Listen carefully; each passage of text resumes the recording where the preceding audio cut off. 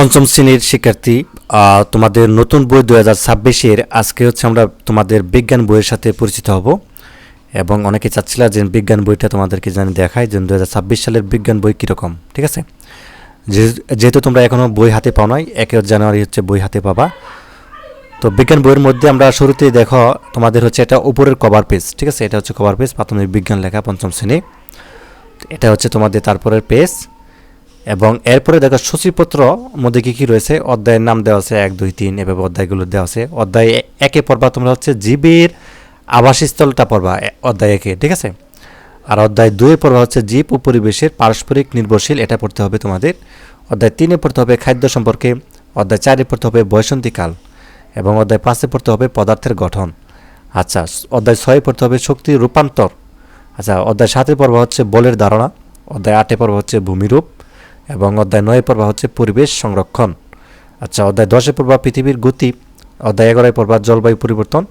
অধ্যায় 12 পড়বা আমাদের জীবনে প্রযুক্তি। আর অধ্যায় 13-তে পড়তে হবে সমস্যা সমাধানে তথ্য যোগাযোগ প্রযুক্তি, ঠিক আছে, শব্দকোষ। আচ্ছা, এরপরে তোমাদের এখানে দেখো প্রথমে অধ্যায় 1-এ যেটি বলতেছিলাম জীবের আবাসস্থল রয়েছে। তো এটা হচ্ছে তোমাদের চিত্র, এখানটাই রয়েছে দেখতে পাচ্ছ। উদ্ভিদ এবং পানিসহ আরও অনেক বিচিত্র রকমের জীব নিয়ে জীবজগৎ গঠিত। জীবজগতের বিচিত্র ধরনের উদ্ভিদ ও পানি রয়েছে।